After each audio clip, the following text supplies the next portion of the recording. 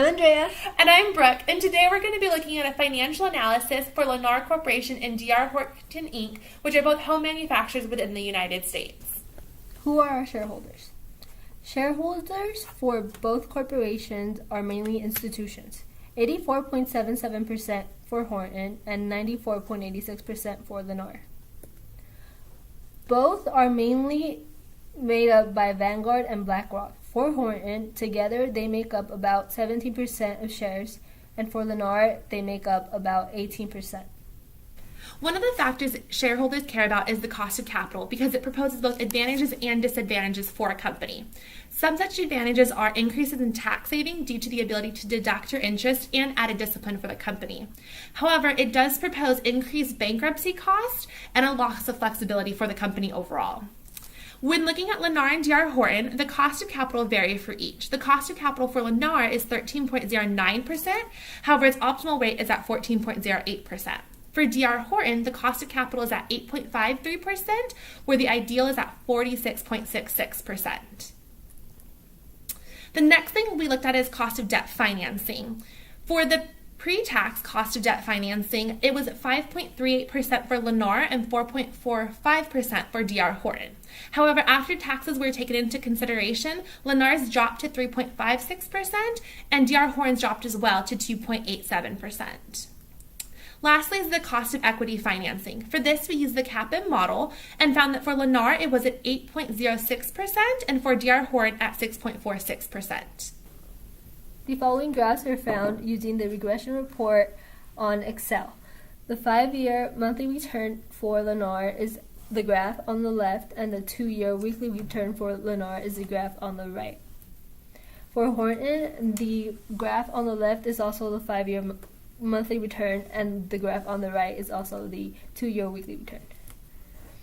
Using the bottoms-up approach, we calculated the weighted betas for both companies, and on top we have the published betas as well as the betas calculated using the regression report on Excel.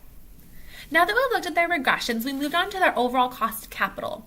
Through their financial statements and debt-to-equity ratios, we were able to find the weighted average cost of capital, which for Lennar was 7.205% and for D.R. Horton was 5.1676%.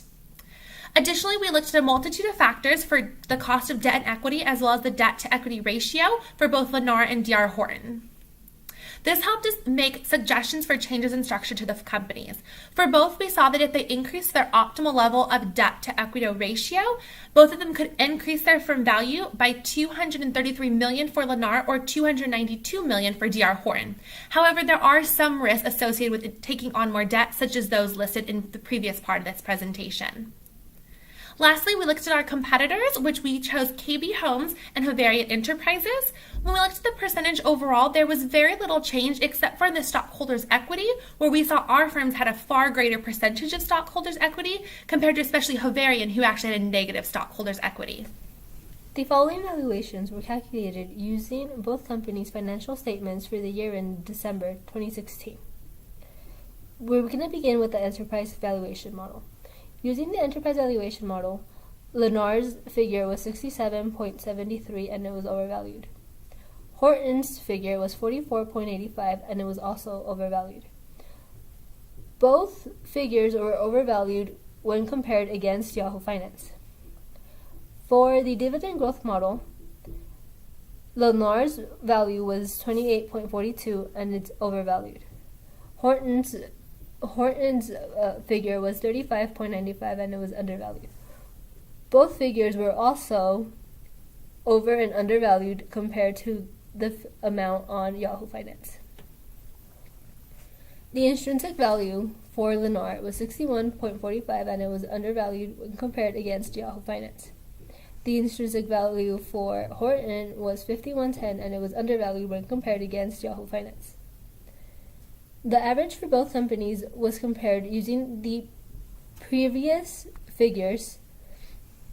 Lennar's total was 49.74 and it was overvalued. Horton's total was 44.30 and it was overvalued.